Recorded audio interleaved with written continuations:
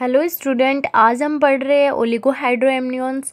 ओलिगोहाइड्रोएमनियंस के बारे में हमने पहले डिस्कस किया था कि ओलिगोहाइड्रोएमनियंस होता है कि जो एमनियोटिक फ्लूइड है वो लेस देन 200 ml से कम हो जाता है। तो एक टर्म पे यूटेराइन साइज क्या रहती है, इसमें डायग्नोसिस कैसे करेंगे हम? तो ये यूटेराइन साइज है वो much smaller than the period of amenorrhoea. Amenorrhoea से भी छोटी स्मॉल साइज का यूटेराइन साइज होगी। लेस फिटल मूवमेंट होगी, क्योंकि मूवमेंट फिटल करेगा कैसे, क्योंकि लिक्वायर एमिनी नहीं है उसमें।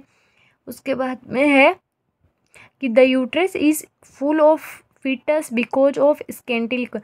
हम जब असेस करेंगे एब्डोमेन को तो हमें ऐसे लगेगा, उसमें क्या लगेगा हमें कि जो फीटस है उसमें, फीटस नहीं यूट्रस है उसमें फीटस के पार्ट हमें विजुअलाइजेशन नहीं सॉरी फील्ड हो गए कि फीटस ही फीटस है।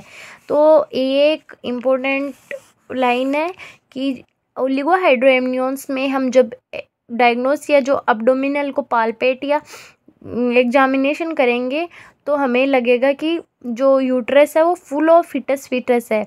इसमें कन्फ्यूजन होता है कि फुल ऑफ फीटस पोली में होना चाहिए, लेकिन ये वो वाला फुल ऑफ फीटस नहीं बता रहा है, ये ऐसे बता रहा है कि जब पालपेट करेंगे तो ये क्या होगा, हमें उसके पार्ट पता चलेंगे, क्योंकि उसके पार्ट फील होंगे, क्योंकि उसमें लिक्वायर एमिनी है ही नहीं।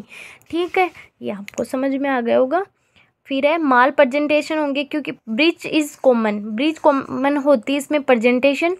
Evidence of intrauterine growth retardation of the, क्योंकि इसमें क्या होगा, वो है ही नहीं इसमें लिक्वायर एमिनी, तो इसकी ग्रोथ रिटार्डेशन के भी एविडेंस मिल सकते हैं अपन को। इन दिस AFI मैंने बताया था नॉर्मली 5 to 25 होता है, तो इसमें 25 से कम, और SDP हमने बात की थी 2 सेंटीमीटर से कम। तो ये है ओलिगोहाइड्रोएमनियंस। सोनोग्राफी के लिए हम इसको चेक करते हैं, इसके कोज क्या क्या हो सकते हैं। IUGR बेबी, ये IUGR बेबी है, इसके मतलब ये कोज कर सकता है। और क्या है, मेटरनल खुद जो माँ है वो खुद डिहाइड्रेशन है, तो उसमें बच्चे में क्या हो सकता है, ये हो सकता है, क्या हो सकता है, ओलिगोहाइड्रोएमनियंस, क्योंकि मेटर इसको खुद को डिहाइड्रेशन है कि उसको प्रॉपर प्रोवाइड ही नहीं कर पाएगी। पोस्टर्म प्रेगनेंसी, यदि प्रेगनेंसी आगे चली गई तो अपन ने बात की कि टर्म पे ये 1 लीटर होता है, लेकिन जैसे ही पोस्ट टर्म हो जाएगा ये 400 ml आ जाएगा। तो ये जितना लेट होगा ये लिक्वायर एमिनी सूखता जाएगा। ठीक है, अगली हम बात करें तो एमनियोनोडोसम। एमनियोनोडोसम क्या होती है, एमनियोन जो मेम्ब्रेन है उसकी ट्यूमर को बोलते हैं। यदि ये हो गई तो भी क्या होगा, ओलिगोहाइड्रोएमनियंस, क्योंकि ये बनाएगी नहीं। रीनल एजेनेसिस का मतलब है ये आउटपुट देगी नहीं। कौन नहीं देगी, रीनल का जो किडनी है वो एजेनेसिस का मतलब डेवलपमेंट नहीं हो पाया, बेबी का डेवलपमेंट नहीं हो पाया, तो ये आउटपुट नहीं देगी, तो वो बनेगा नहीं। यूरेथ्रल स्टेनोसिस, उसमें जो यूरेथ्रा है उसके अंदर स्टोनिसिस हो गया है, प्रॉपर जो पाथवे है वो है ही नहीं, वो बाहर ही नहीं आया। थायराइड ग्लैंड नहीं बन रही तो भी क्या होगा, ओलिगोहाइड्रोएमनियंस होगा।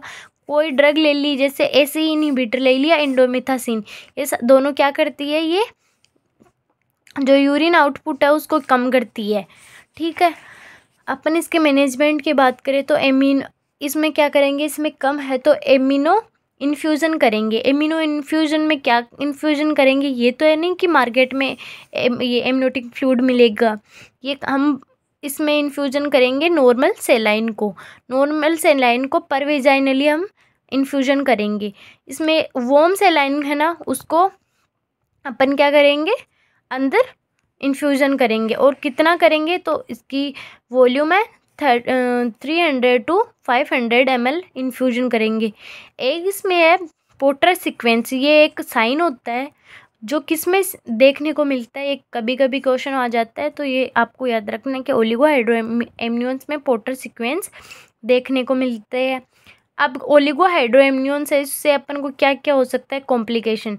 तो पहले है पल्मोनरी हाइपोप्लेजिया, जो लंग्स है उनको प्रॉपर इन्फ्यूजन मतलब प्रॉपर मिल ही नहीं रहा है, तो वो क्या होगा, पल्मोनरी हाइपोप्लेजिया, इसका डेवलपमेंट ढंग से नहीं होगा। लिम्ब एम्बुलेशन सिंड्रोम, या तो लिम्ब होंगे ही नहीं या लिम्ब एम्बुलेशन सिंड्रोम पाया जाएगा।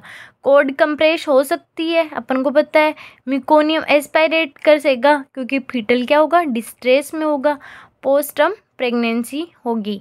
तो ये था आज का टॉपिक हमारा ओलिगोहाइड्रोएमनियंस, जिसके बारे में अपन ने पढ़ लिया। आगे हम नया टॉपिक लेके आएंगे, जब तक कि थैंक यू।